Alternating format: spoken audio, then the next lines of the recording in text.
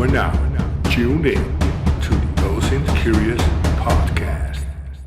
Hi, everybody, and welcome to this week's edition of the OSINT Curious podcast webcast. I am one of your hosts for today. My name is Micah Hoffman, and we're going to have in the next hour a whole bunch of really cool, fun OSINT type of topics to talk about. But first, let's talk about who's on the line with me. I've got Dutch OSINT guy. Say hi, everybody. Hi, everybody. Cool. Ginsberg, 5150. What's going on? Hey, I've got Kirby Plusus. Hey, I'm here.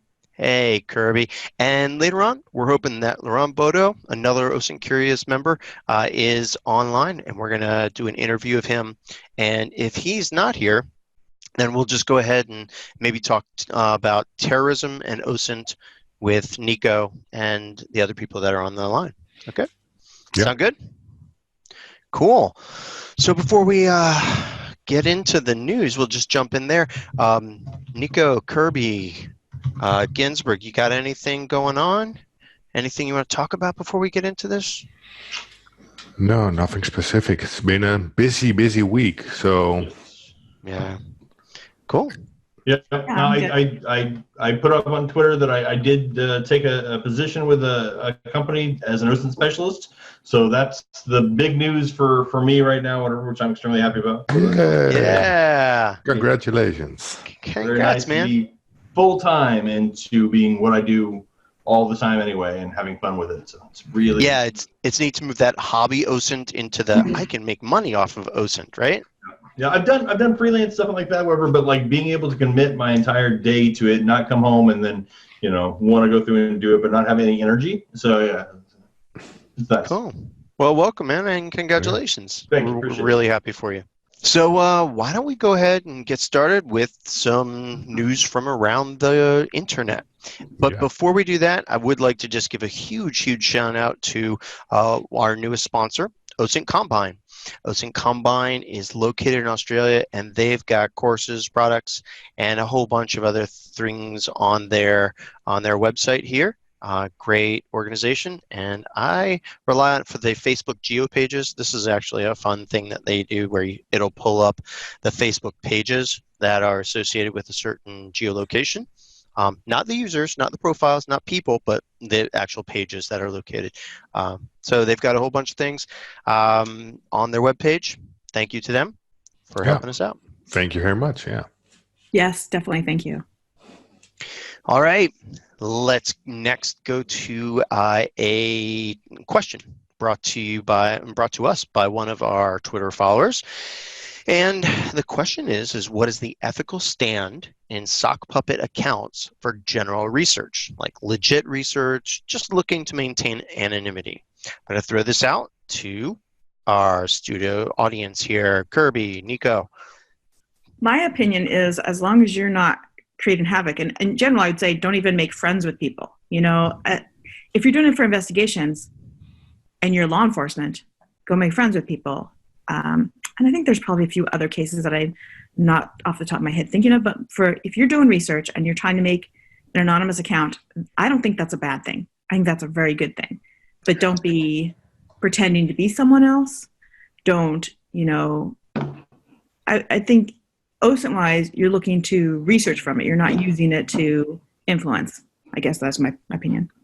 Okay, so creating a sock puppet or a research account or synthetic identity, whatever you want to call it, to protect yourself, and as long as you're not acting as if that person, you're not taking active measures, you're cool with, Kirby? You think and you're not pretending to be another real person out there. Okay. Yeah, I think the difference is that a lot of people think that OSINT is also virtual human or information gathering through interactions. And, well, opinions may differ on that, but legally you just can't in a lot of countries. So sometimes you may want to engage by friending or maybe start asking questions in certain groups of interests, but it's just not OSINT, if you ask me, because it's the technique is, you move into open sources, but the intention and the pivot points that sock puppet takes is something else. And from my perspective, it would be more like investigating with methods. Law enforcement, for instance, needs to get permission to do those things. Can I interject one example in here, though?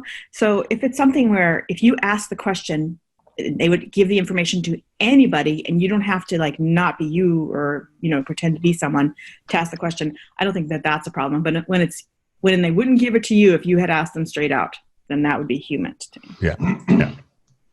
Yeah. Also, for corporate investigation and stuff like that. So just brand monitoring and making sure that nobody's doing anything that would be outside of the scope of what your company is advising for social media practices. Using a sock puppet to go through and monitor other people's posted information on there, friending them may be a legitimate way to go through and ensure that there's no, bad things happening to the corporate side of stuff too.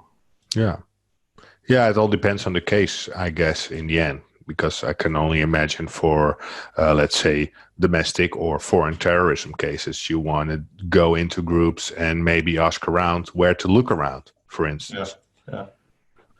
Yeah, I think as long as you are making it to where you're not implying that you are someone else, like Michael Bazell's big on sock puppets with no faces and things like that, just taking shots that are like body or something, not really revealing tattoos and things like that.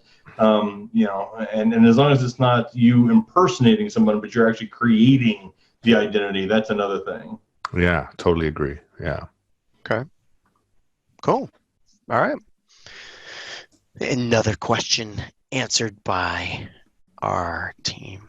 Let's go back to the internet and let's look at this wonderful, wonderful article by Wondersmith Ray.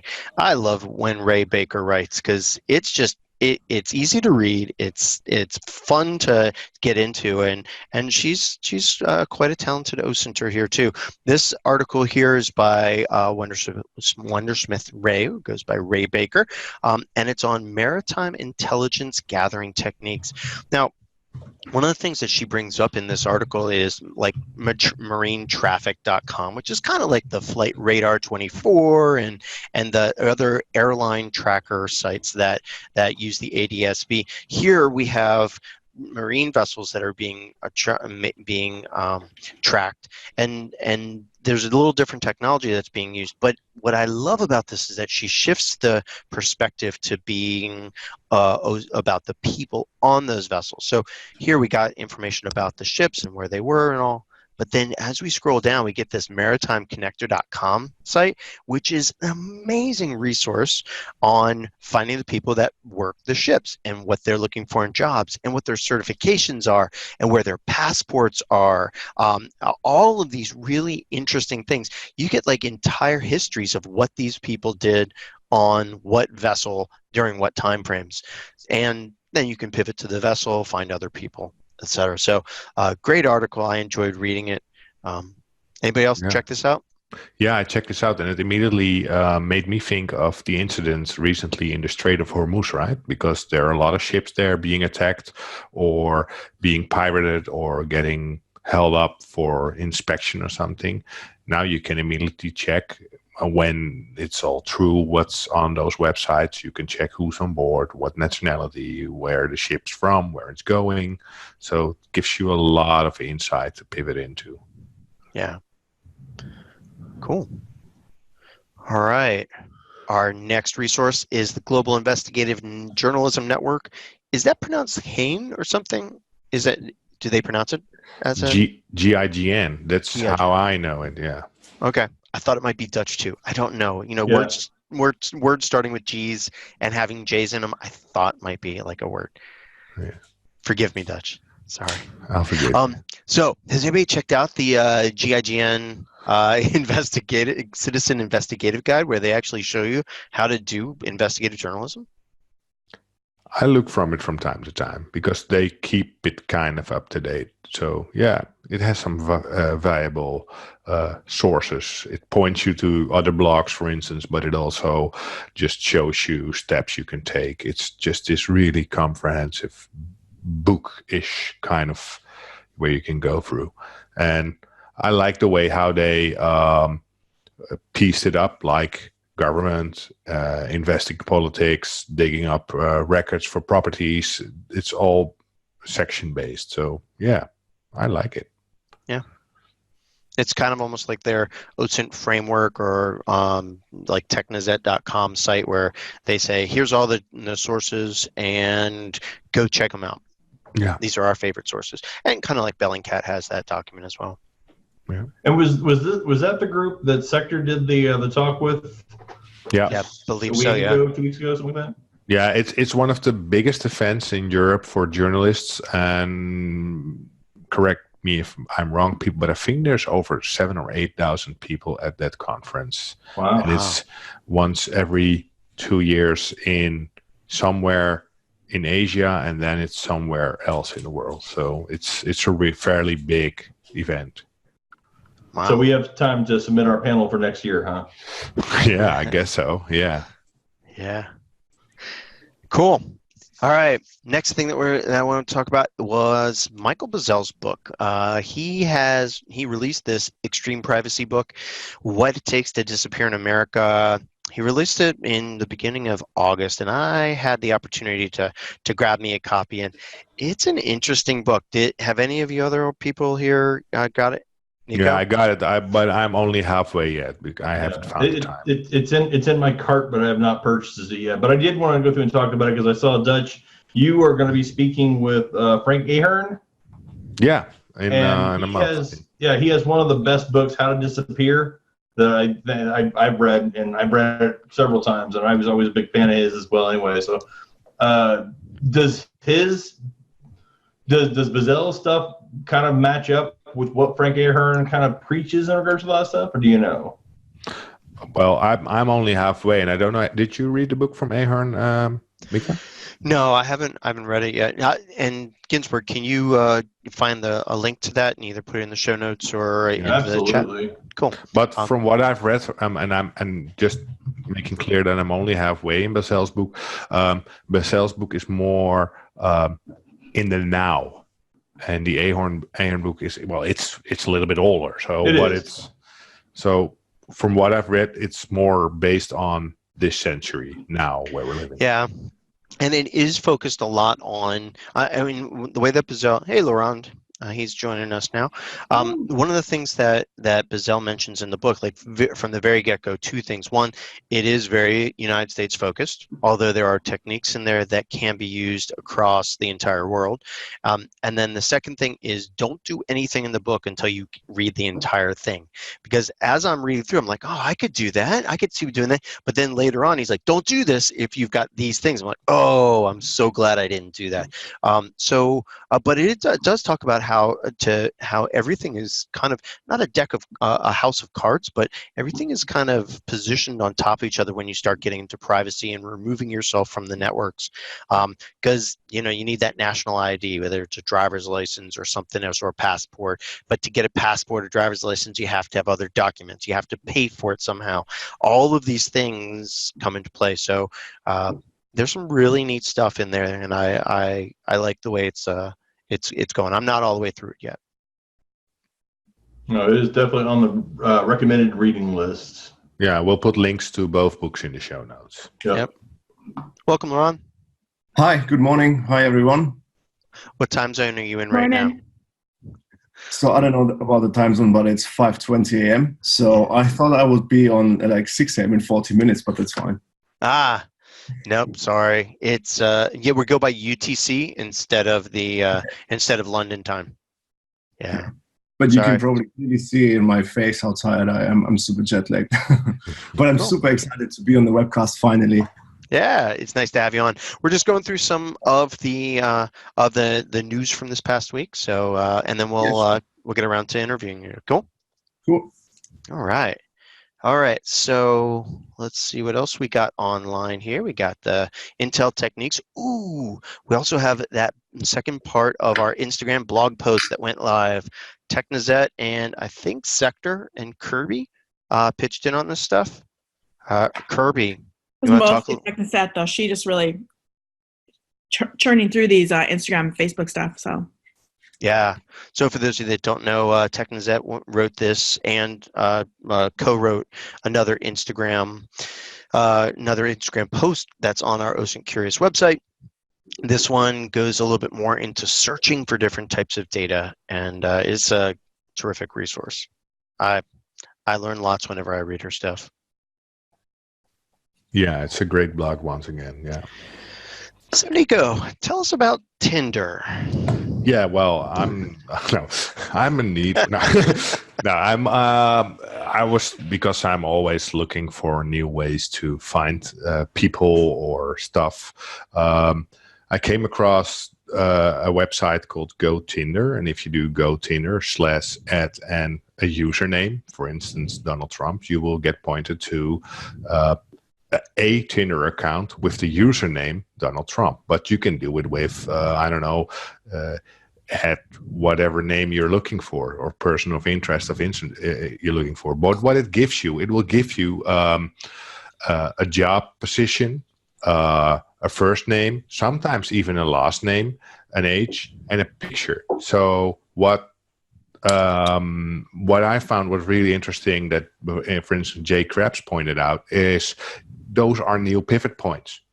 So you've not only confirmed that someone is looking for a date online with that username, but you also now have a picture, an age, a job, or at least a job description, and a name. So all those things you can now try and pivot into and try and confirm if this is the same person of interest you're looking into.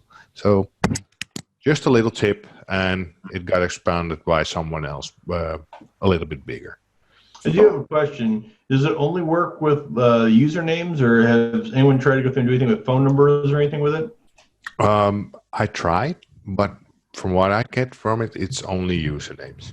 Cool. Basically, it's only like the user URL, right? It's not even the username, right. So, because the name can, because when it shows someone's name, the name can differ from the URL, right? Right. Cool. Just thinking if there's maybe something else on the page we could look at, but it looks like it's just HTML. Yeah. All right. Well, another little clue to online dating and those profiles. Cool, man. Thanks for sharing, Nico. You're a sharer. Hey, before we leave the dating topic, has anybody been playing with that Facebook dating yet? Tell me more about that. I signed up for an account for one of my puppets, but I haven't gotten anything back on it. I wouldn't even let me get into it yet. Yeah. You want to explain it to everybody, Kirby, what it is? Well, I don't know what it is yet. So Facebook announced that they're going to do Facebook dating, and they are going to also, obviously set it up so that you can, find people who have similar interests. I'm going to guess Facebook's using their algorithm. Theoretically, you can also swipe if you like somebody who is a friend of yours or a friend of a friend. And if they swipe back, then you can hook up, whereas I guess it's like a crush kind of thing. Yeah, we talked about this a couple of podcasts ago where it was creepy that here, the secret crush lets you match with people you already know on Facebook. It's like, if I like Nico and Nico says that he likes me, then we can get matched up and stuff. The old school Tinder stuff in the first place. I mean, back when it connected with Facebook stuff more. Yeah, I was going to say, because that was the way that a lot of the stuff would propagate, was through Facebook sign-on, and so then your Tinder matches or your swipes or whatever would become populated in the hey, you may know them, this should be a friend of yours type thing. And I'm just really excited to see when this gets live, though. So, like, what kind of data can we pull from it? Yeah, 100%. Yeah, and you can only imagine if they even combine this with Bluetooth tracking and all that kind of stuff, right? What can possibly go wrong? Nico, they wouldn't make it creepy. Oh, wait a second. Never. Yeah. Or wouldn't that be weird if it was like, hey, Micah likes this person, and Micah is now shopping in a store with these types of products or something like that. Just checked in on Foursquare or Yelp for this, and they couldn't pattern your location or, Nah. Facebook knows that you matched with a crush and you're on their way because you said, okay, well, I'm going to, hit visit. You go to the grocery store and now you're getting ads to go down the condom aisle maybe. Or wine, alcohol, all that. Wine, alcohol, yep. Yep. Yeah. Yeah, or if they like sense a pattern, like he went down the wine aisle, then he went down the French bread aisle, then he went down that condom aisle. And it's, Micah's going to a date. Yeah, because you have your phone on, Google Maps is tracking all your location, and you can go through your timeline and see, okay. Yeah. Yep. Wow. All right, cool. The internet made you guys paranoid. I wouldn't think of those things. Yeah. Right. All right. So anything else before we head over to counterterrorism, terrorism, Lorand, Nico, all those people? No? All right. Well, then let me go ahead and put this up on the screen so that people can know who Lorand Bodo is. Because, Lorand, is this your first time on the webcast? Yes, absolutely. So thanks again for inviting me. I'm actually one of the co-founders, but I never had the time to really come on your webcast. And it's amazing. So I'm also a big fan. Yeah. Well, good. Well, thanks for helping us. As one of us. Yeah, you're one of us, so you can't be a fan of us. Yeah, we're excited to be on the webcast. I'm a fan of his, so yeah, it's okay. I understand, yeah. All right. So, Lorand, why don't you tell us a little bit about yourself and how you're using OSINT and what you're a part of, all those groups and stuff? Yeah, absolutely. So I'm currently working as an open source intelligence analyst at Tech Against Terrorism. So it's also on my profile. So let me briefly talk about Tech Against Terrorism, and perhaps I can also talk about how I got into OSINT. I think that might be of interest to some people here. So let's talk about Tech Against Terrorism. So Tech Against Terrorism is a public-private partnership, and we support the global tech industry in tackling terrorist use of the internet. So how we do this? So our work centers around three main pillars. The first one being the tech sector outreach, where we reach out to smaller tech companies and offer them in-person training to build capacity. So we do that in a variety of ways. The second pillar would be around knowledge sharing, where we share operational resources with these companies. And this could be around things like what is the definition of terrorism, or what are definitions of terrorism, to help them create better terms of service and also community guidelines, but also help them and share logos, keywords, etc., that are used by terrorists to help content moderators moderate their platforms much better. And the last pillar at Tech Against Terrorism focuses on operational support. So you may have heard, or some of you who work in this area, about jihadology.net, which is the largest academic repository of verified terrorist material. And there were some concerns that this repository is used by a lot of bad actors out there. And instead of putting everything on Facebook and Twitter, they were simply linking to the repository. And this was a big problem. And what I said about Tech Against Terrorism is the focus on the operational support is that we password protected jihadology. So now it's not possible to access jihadology just by visiting the website. So now people can't share the link to verify terrorist material. In order to access it, you actually have to go through some sort of, you have to apply, basically, send an email, and only verified email accounts or emails that are affiliated with universities or other institutes get access to jihadology. So this was a huge success for us, because we of course try to prevent people who are vulnerable to radicalization to access this type of material, because we don't want it, obviously. And one of the bigger projects that we're currently doing at Tech Against Terrorism and start developing is the development of the so-called terrorist content analytics platform. So this will be also used to support smaller tech platforms, but also researchers and also data scientists. So in essence, it will facilitate affordable information sharing and alerts between internet platforms. So what the terrorist content analytics platform is a centralized information sharing database of terrorist content. So the problem is now at the moment that we have these different repositories surfacing on here, on there. So we have different entities collecting different data sets.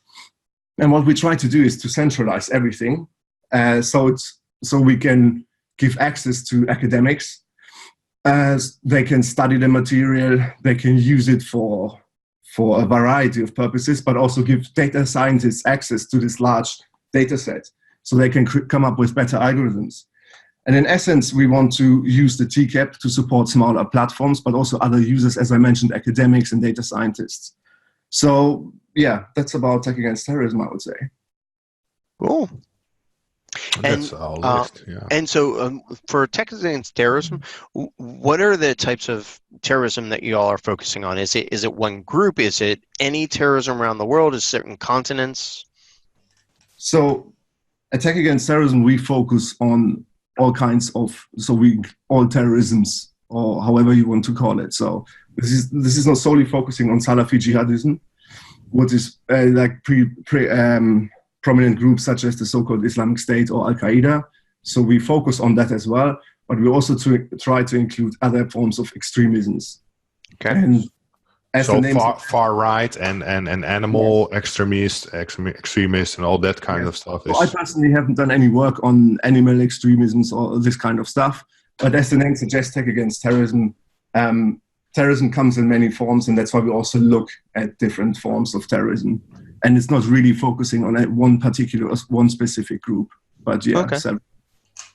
And Nico, you also have been dealing with have been using OSINT for tracking terrorists and all for a long time as well. What type of terrorism do you or did you work with? Well, when I was back in law enforcement, I used to do, it was mainly, then it was jihadism, because that was the hot topic in Europe, because due to all the attacks, right? It was in the period, like 2008 and 2019. That period was like the peak level, but also left-right extremism. But also you had in the Netherlands, for instance, you also have a thing called the Zwarte Pieten discussie, which the Black Pete discussion is like the Santa Claus racist thing that they have. So that also had some forms of extremism within it. So I looked into those groups and tried to figure out stuff. All right, and I guess that's a question. Ginsberg, Kirby, do you all have experience OSINTing for terrorism and extreme groups? I've done some of the Islamic terrorism stuff before. I mean, I am an Arabic linguist, or was. I'm not very good at it anymore. But I'd say that most of my OSINT stuff has not gone toward terrorism. It's been all sorts of other things. But. Okay. Yeah, mostly just for like homegrown and hate group stuff. That's really the extent of anything that I've looked at for extremist side stuff.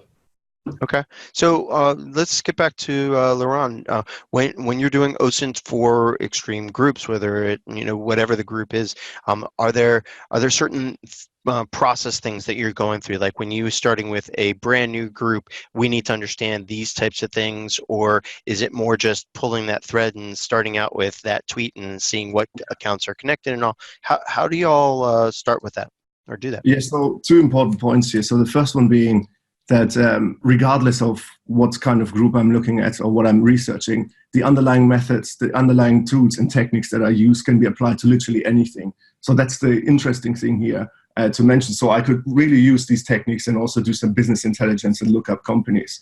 The second thing I wanted to mention is what I'm actually doing is I research specifically terrorist use of the internet and technology. So I'm interested in what platforms they use, what type of technology they're interested in. And as I said at Tech Against Terrorism, so we support the global tech industry, but we focus primarily on smaller platforms because they don't have the resources to successfully tackle terrorist exploitation of their platform. So they require a lot of help. And we do this through these three pillars that I mentioned: capacity building, tech sector outreach. So, hey, I think you have a problem. We spotted terrorists dumping a lot of material on your platform. Let us help you. But also the second one, knowledge sharing. So helping them with, so this is how you can figure out that this is terrorist content. If you want to, create a policy on removing terrorist material from your platform, we can help you with developing terms of service and community guidelines, but also more the operational support with the TCAP. So the TCAP, I don't know if I highlighted that again, but it will be a secure online platform that hosts terrorist material, including verified terrorist content, so imagery, video, PDF, etc., collected from a variety of open sources and existing data sets. And once this is established on this centralized platform, we can then send out alerts to these smaller platforms and let them know that in real time, basically, that currently terrorist content has been found on this platform. So be aware, this is how it looks like, this is what it is. So coming back to your question, so I'm specifically in the process of following, tracking, and monitoring these groups and see where they are. So everyone knows that they're currently on Telegram, but they have been also experimenting with a lot of other interesting niche technologies, one of which is the decentralized web. Perhaps I can talk a little bit about it later. But also other sorts of new and smaller and lesser known platforms, such as, so one platform that I found a couple of months ago was called, I think it was, what was it? I can't remember from the top of my head, but it was based in Algeria. I found the Facebook page, looked up who's the owner, etc. I found more information about the WHOIS website, etc., trying to create a profile about that platform. And there are so many platforms out there. And one last thing I wanted to highlight here is that, especially with the so-called Islamic State, we also analyzed the outgoing links from Telegram. So when we are doing research on Telegram, I'm specifically, or we at so the whole team is interested at the URLs. So where's the content leading to what platform? Because in order to help them, we need to identify where or who actually are affected by these terrorists. So we analyzed more than 46,000 URLs, and now we have over 50,000 URLs. And with this, we did some fancy data analysis where you can see over time that, you know, this particular website was used, and now they switched to this website, and now they're using that website. So this informs our strategy as well. Cool. So I have a question. So yeah, for the monitoring and stuff like that, is the stuff that you're capturing more for the recruitment side or more for communication side? How do we? So I mean, yeah. So when we talk about terrorist use of the internet, I mean there are, when we look at the taxonomy, there are different cases or use cases for why they use the internet. So recruitment is one of them, radicalizing as well, inciting, and even directing terror attacks from afar, as we saw in 2017, 2018, where, you know, some sort of handlers were sitting in you know, parts of the world and directing terrorists, especially one in Germany in Ansbach or even in Würzburg, and then directing them to carry out an attack. So for us, it's the only thing that matters is to support the smaller platform and where the content is hosted and what the content is actually saying. So whether it's saying, please join us, come do the hijrah, and we've got nice tea and coffee here, and we have Jamaican curry, you know, this kind of stuff. This is not the primary. We're not primarily interested in the content. Of course, it is very important. But what's more important is where it is hosted, what technology are they using. So we want to help those platforms to tackle it successfully. So in order to do that, we need to do our research first. Lorand, Neil asked if the platform you were thinking about was Tugo or IAFCINY. Tugo. No, it wasn't either of them. It was, let me... It's okay. I mean, if you can't think of it, he was just asking. Yeah, cool. No, it wasn't. But and what I wanted to say also in the analysis that we did, so in the data set we had, on the sample we had, over 330 smaller platforms were identified. So when we talk about terrorist use of the internet, the big platforms, Facebook, Twitter, YouTube, you know, Google, they all ramped up their efforts significantly. And of course, sometimes here and there you find occasionally one or two of them, right? But overall, compared to the beginning of when they announced the caliphate and how many of them were on Twitter, you can see that they have succeeded. And that's why they also migrated to these smaller platforms where they are at the moment.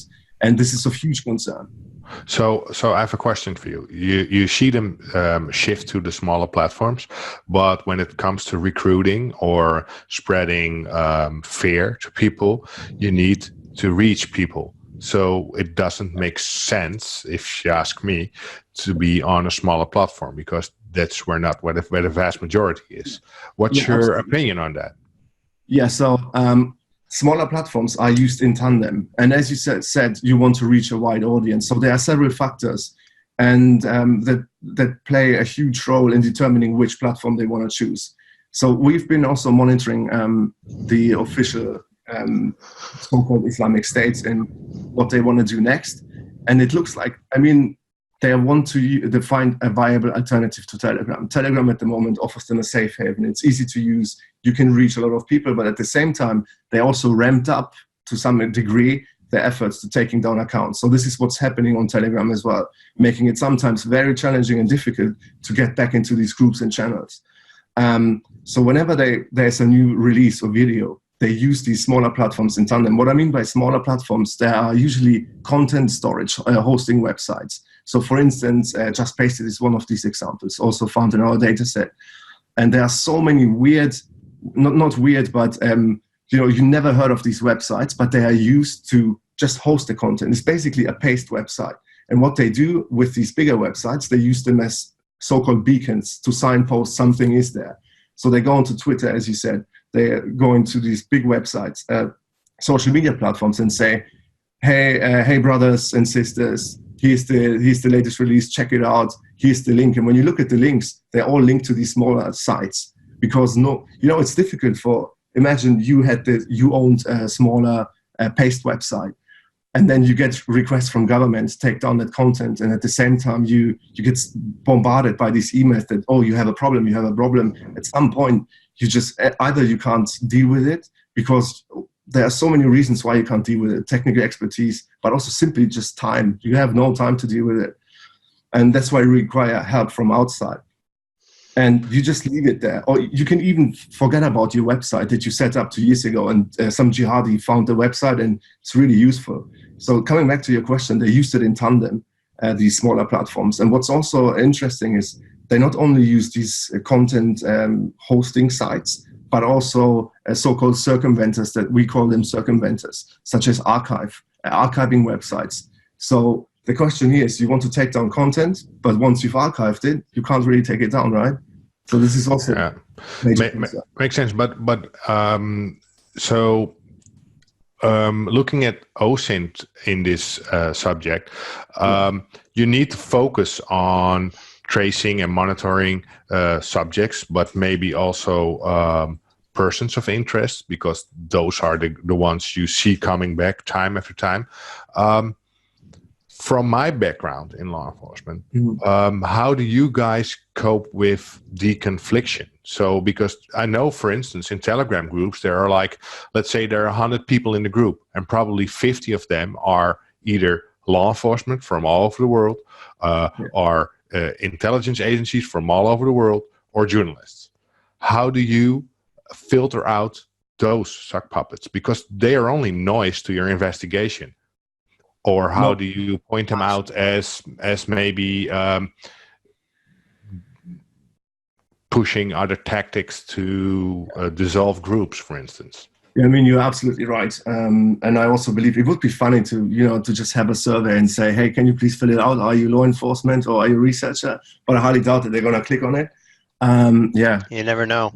Yeah, exactly. but for instance, you could think of tech against terrorism to use open source intelligence, or at least let open source researchers, maybe on a hash value, trusted platform, deconflict their sock puppets. So you don't have to spend time on them anymore. But that was just hearing you talk, I was just like, wow, this could be interesting, because there's so much noise already out there. Absolutely. So that's a valid concern, and absolutely right to say that you need to be careful. So there are a couple of things I want to point out. So the first one is that as a public-private partnership, we work together with a wide variety of stakeholders. So we work together with the government. We work together with, governments, not the government, governments, civil society, but also tech companies. So we are in the intersection. And civil society also includes academics and a lot of other experts. And with regard to Telegram, so we work together with a couple of academics who also sent us their links, because as I said, we are solely interested in links. So what I do at the weekend, this is a different story, but at work, specifically interested in URLs, analyzing it. Everything that has to do with technology, everything that has to do with experimenting with new platforms, And this is not only on Telegram, this can be anywhere, like on the surface web as well. If you come across something interesting, like, oh, wait a second, that's an interesting looking website on the surface web. How is this possible? So things like that. But we also have rules. So also rules of rules of engagement. So I would never reach out to someone actively and talk to them. This happened to me several times. And that's why I think I was also put on a ban list. Someone reached out to me in Arabic and asking me, how are you? And I don't reply. So this is my red line.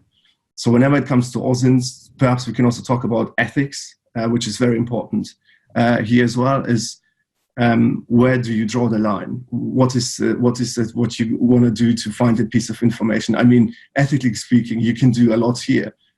For instance, you can send them some malicious links or files. They open it and then you can do some interesting thing here. But can you do this ethically? Is that the thing? Just generally speaking about also not just terrorism context, but to answer your question. So it's difficult to know exactly who is who. And based on that, I would never, ever reach out to one specifically and then have some sort of conversation, because you never know who sits at the end. And it's probably, I agree with you, most of them are on the good side, and the bad people, they are probably also in there, but it's difficult to see who is who. So one of the questions that Neil, one of our panelists, or not panelists, one of our attendees has asked is, talk to him about the burning of essentially burning a source or going ahead and just letting them post. So essentially, is it better to go ahead and identify social media sites and social media accounts and profiles that are propagating terrorist ideas and all, and get them shut down, and then trying to figure out where they hop to next, and then getting that shut down and playing this kind of game of whack-a-mole? Or would it be better to just let them have their platform, try to minimize it as best you can, like the silent bans and stuff that are happening on a lot of the social media platforms, but then you can watch and you get the intel from that? So Nico, Lorand, what are your thoughts on that? So if I may start, so that's an absolutely important point here. And this is also one of the major concerns when it comes to researching this. And this leads me back to ethics. So if you look at my Twitter feed, for example, I usually don't tweet about these things. So of course I tweet about terrorism and radicalization, etc., but never about these kind of findings like, hey, look at this Telegram channel. Here's the name. Here is how you can find it. And this is what they said now. Because I don't want to give too much information away for two main reasons. The first one is open source intelligence, the tools, techniques, methodologies. This is still intelligence tradecraft. So bad when you write these blog posts, they get indexed, and bad people who want to do some stuff, if you teach them how to do bad things on bad websites, they can use that. And I just don't want to share these details with them. It's different when you write something about, this is how you can Google and, this is make your searches effective. There's no thing about that. But when it comes to counterterrorism, terrorism in general, I'm really reluctant to share these details and techniques and methods. So I'm happy to discuss it with other people. And I also reached out to Dutch OSINT guy on several occasions asking for his opinion, etc. So I think that's important. And coming back to Neil's question, so yeah, absolutely, that's important. And I can see that also sometimes on Twitter, but also other social media platforms, that if you want to announce something that you just discovered, you have to think about it carefully. Do you want to announce it now as like, this is the, everybody needs to know that? Or do you want to just wait and collect more information about that? Yeah. And I think that's a trade-off. And that brings us to an interesting little point, and I'd be interested to hear what Kirby's thinking about this, and everybody else too, is when you're teaching public classes or teaching public events and blog posting and things like that, sharing OSINT knowledge of techniques and tools, you'll run the risk of providing those tools and those techniques to people that are going to use them for bad. And we've also seen places where we provide a technique of harvesting information from a certain social media place, and then that social media group, social media company looks at it and goes, hey, we need to shut that down. So I guess what I want to hear from Kirby or Ginsberg or Nico is how do you balance what you share publicly as far as OSINT learning and training versus what you hold back? I definitely hold back from like public events that will go out to anyone. So it'd be blog posts or that sort of thing. I generally will share with law enforcement or government customers almost everything that I know, but I don't share that same sort of thing to non-law enforcement sources. Okay. It's very few things though, because my theory is most of that stuff is going to get out there, and even if I don't put it out there, I'm not the unique flower. Somebody else has discovered it as well, and so it's out there, and so it's better that I teach the good guys that it's out there, and then if it gets shut down, okay, let's figure out what the next thing is. Ginsberg, Nico, either of you have thoughts? Yeah, well, of course, you only want to teach the good guys. But when you look, for instance, for the company I work now at Bellingcat, they basically teach everything they know to everyone. But still, that can also be used for, well, at least for the adversary to learn from. We have seen them learn from their mistakes just by pointing out their mistakes. So, yeah. There's a thin line in there, and you obviously don't want to make them any smarter than they already are. But still, sometimes you just need to disclose something publicly. The other difficult part about that is training the people who are in the positions who don't know what the adversary may know. So sometimes bringing things up, even though they may be sensitive ways to go through and extract information or tracking and all that stuff, if you're not keeping your people up to date, the defenders, the network defenders, the law enforcement, all that, because there is such an amount of technical debt, especially on the law enforcement side, or at least on the U.S. side. Now, when you get into the DFIR and the labs and all that stuff, that's one thing. But for the average person on the street who is, patrolling in cars and stuff like that, they really don't have a lot of the expertise. So even basic Google or social media searches and stuff like that can be a huge boon for them. But it's tough because, more information you put out there, that means there's more opportunity for other people to learn that stuff. So it is kind of the fine line. But I think exposing it is a little bit better, just because if everyone knows about it, it's easier to defend against. It's just tough because when you expose it, then you have the opportunity for people to use it against more unknowing people. What do you think, Lorand? Phishing and all that. I mean, to be honest, I share your opinions. I totally agree with you, Dutch OSINT, Ginsberg, and also Kirby. You made valid points, and I think when we assess this, the question, shall I share it or not? Shall I talk about this methodology? We always have to keep in mind that, it's good, the greater good, or it's good, beneficial for the public good, for the OSINT community. I mean, there's so many brilliant OSINTers on Twitter alone or Reddit and other platforms, and the stuff that they do is really good. And I also learn a lot by just reading through what they have done. I'm like, oh, I didn't know even that you could also, apply OSINT in this area here. Wow, it's really good. Of course, bad actors, they can always find that kind of information online. But if we were focused solely just on the aspect of trying to stop or prevent bad actors from learning OSINT and learning other stuff as well, and then say, that's why I'm not publishing it. This is also bad, and it shouldn't be the case. So I think overall, it's for the greater good to share this knowledge. But personally, when it comes to CT, I just don't like to do that. Yeah, it's probably a hard habit to break of not sharing things, or it's a good practice to do also, to share it with the right people. Yeah. Exactly. I mean, this is like very specific niche things, such as how to make it easier to do certain things on Telegram. I don't want to put it out there, but if I know someone who's working on it, I then discuss it, of course, and share it with other people who work in that field, who I can trust and who I know, of course.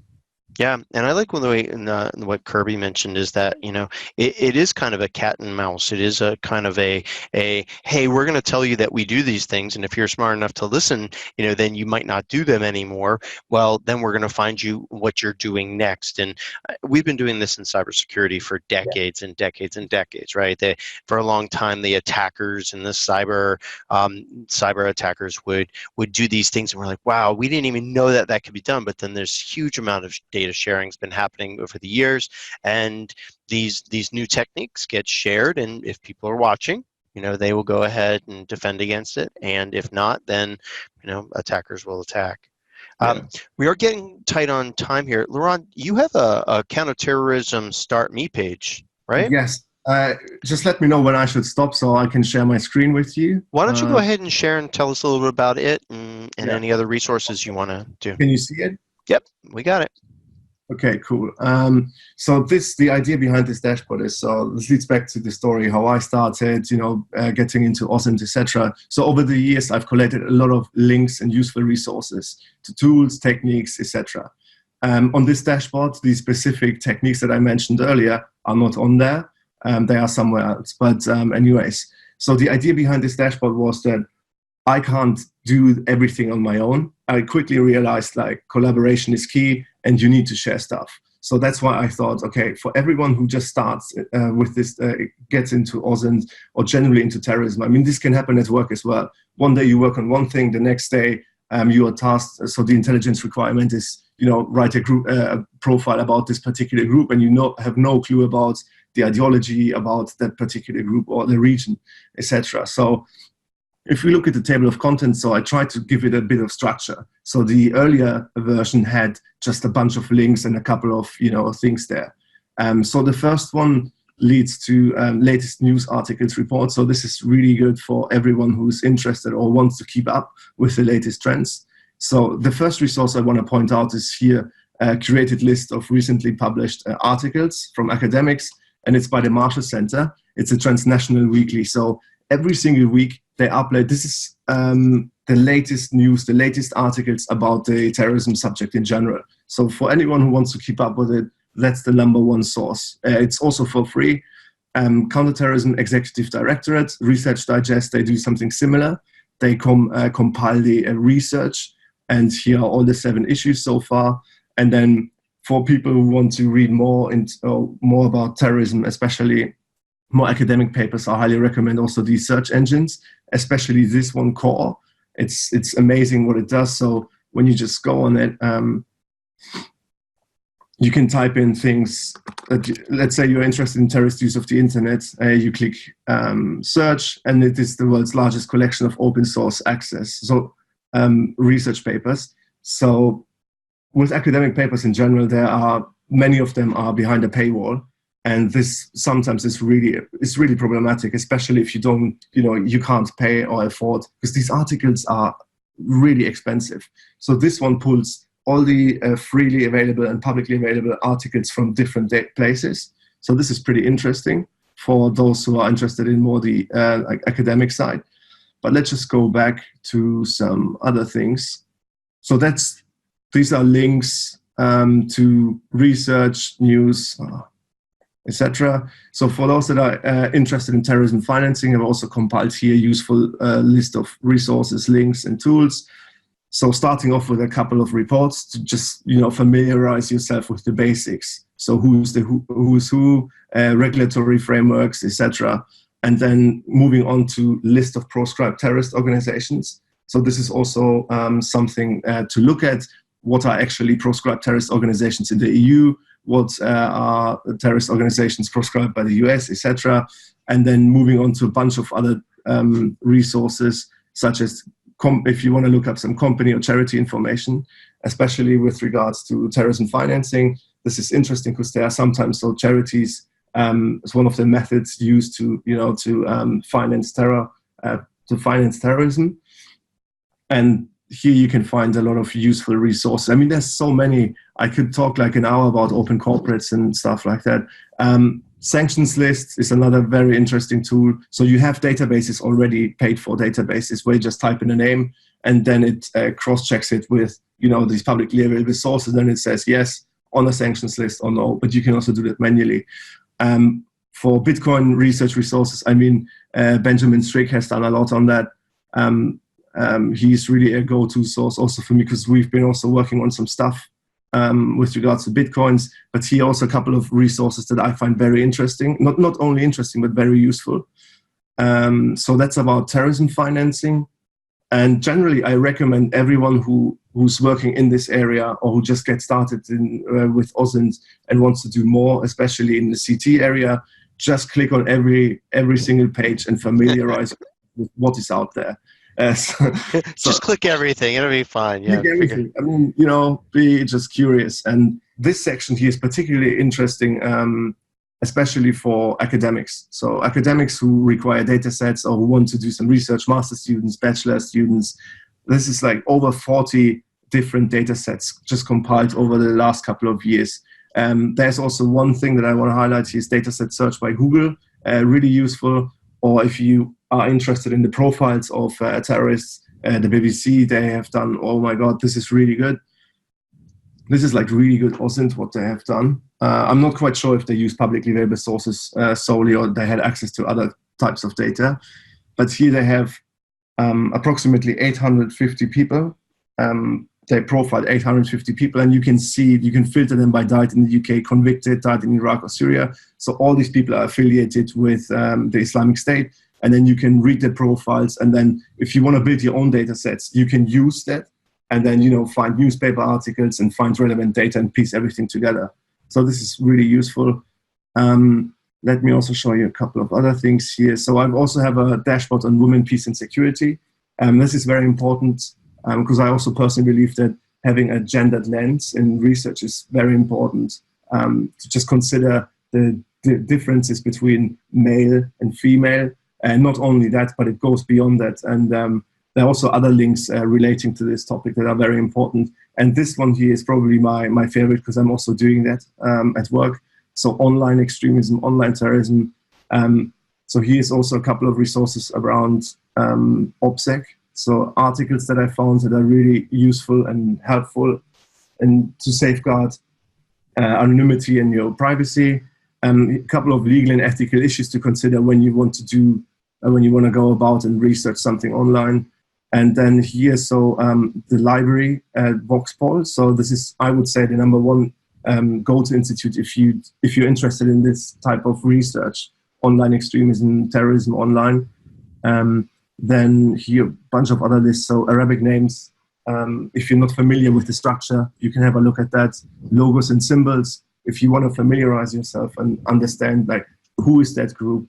What logo are they using? This is the same thing that we do with our knowledge sharing platform at Tech Against Terrorism, logos and symbols. Because, you know, if you, as I said, from one day to another, you can have a new task and then suddenly you're working in this environment and you don't have a clue, like, who the hell is this group, you know? Yeah. Hey, Lorand. Yeah. We have just a very little bit amount of time here left in the Webcast podcast. Can you tell us if somebody wanted to get into the world of counterterrorism and terrorism research, what's one thing that you'd recommend? Just one thing that you'd recommend that they do to start out. Okay, one thing that I would recommend. I mean, there are many things to recommend, but certainly, I think connecting the dots, critical thinking is here crucial. Being aware of biases, especially when you work on Salafi jihadism, and you know being aware of different types of biases that can affect your analysis. Because eventually, critical thinking is key here. Using tools and techniques is simple. Getting data, but connecting the dots is where it becomes very challenging and difficult. And then being critical and saying that just because I saw this piece of information and because of that image, it doesn't necessarily mean that he's a terrorist. And then going out there on Twitter and say, hey, here's my new case study. I found a terrorist.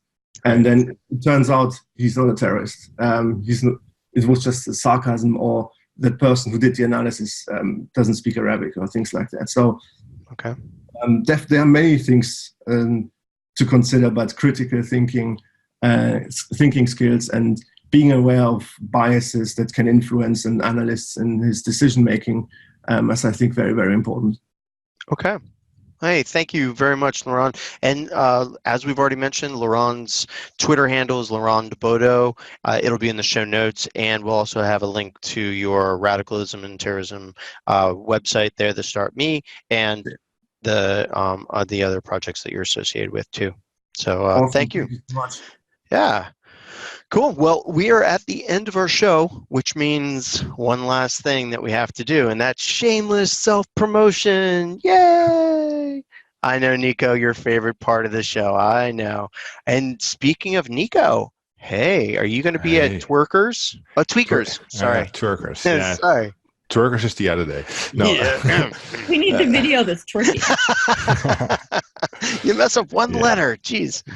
No, I will be at Tweakers, the Tweakers Privacy and Security event in November 2nd in the Netherlands. And that's the event where Frank Ahern is keynote speaking also. So come on over if you're in the Netherlands. Very cool. Or make a special trip, and Nico will buy you your beverage of choice. Yeah, and bitter balls. That's and bitter balls. Cool. All right. For me, I've got my open source intelligence class, of course. Sec 487, we are having a ball with it, and it is happening all around the world. We've got classes that are open in Australia and Singapore coming up. The UK, I wish I was doing that, Lorand. I could come and say hi to you. But we also got John Turbush, who's also a member of the OSINT Curious project, teaching us in Atlanta, and of course me in DC. Now, one last thing, and somebody mentioned this, Neil, I think, in the very beginning of the Webcast podcast. There is a SANS Open Source Intelligence Summit. It is a one-day OSINT conference in February 18th. It's just the 18th, and then we run classes afterwards, regular SANS classes. It is a one-day conference, and it's going to be really cool. I'm the chair of it, and we have a bunch of talks that people have submitted. I'm very excited because we've got people from all over the world that have asked to present, and some interesting topics. So right now it is open for people to sign up and to attend, and there is a 30% discount for law enforcement. That is the OSINT Summit. Now, Kirby Plessis, you are going to be speaking somewhere in the coming days, aren't you? I am. So this is in about a week and a day or something like that, right? But right before that, I'm also in New York at the International Association of Financial Crime Investigators for their New York meeting. But yeah, then after that, I'm at Osmosis, and that's if anybody's going to be there, let me know. Let's meet up. I'll be there Sunday night. So if anyone wants to meet for drinks before the conference starts, let me know. Cool. And Ginsberg, tell us, you got anything to promote aside from congratulations on your promotion? New job, new role and stuff. Let's see, Hacker Halted in Atlanta, Georgia, next week. The 10th and 11th, I'll be speaking on Friday about like passive threat landscape and what people can do to kind of weaponize OSINT, that type of stuff. What you can do to avoid it in Wells. Yeah. Atlanta next week. So if anybody's out there, Hacker Halted, come find me. I know. I think Ray is actually going to be out there, so I'm going to be making some time with her, and there's some other people to hang out. Yeah, should be a good time. Cool. I want to see some pictures of shoes. All right. Shoes and faces, but black bars across the eyes. Yeah. Just the eye. You just got to put dots on the pupils. That's all. That anonymizes everything. Don't get me started. All right. And Lorand, do you have any places where people can go to see or hear you talk or just meet up with you?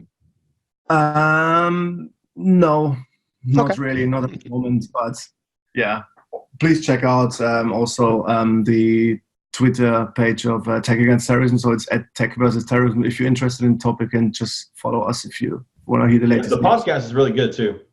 Oh, cool. Thanks. Yeah. So we're currently recording more podcasts, more episodes. But yeah. Yeah, we should get the rest of them on here too. That'd be awesome. Pardon? I said we should get the rest of the group on here to talk more. I'm sure I'd be delighted to do that. Yeah, cool. One big ass podcast. Yeah. All right. Well, thank you to our not so special guest, but just our OSINT Curious founding member, Lorand Bodo, as well as our current hosts here, Ginsberg, Kirby, Nico, and myself, Micah Hoffman. From all of us to all of you, thank you to our attendees that have shown up as well and listened to us. And thank you if you're listening wherever you are. And remember, please stay OSINT Curious. Take care, everybody. Bye, everybody. Bye.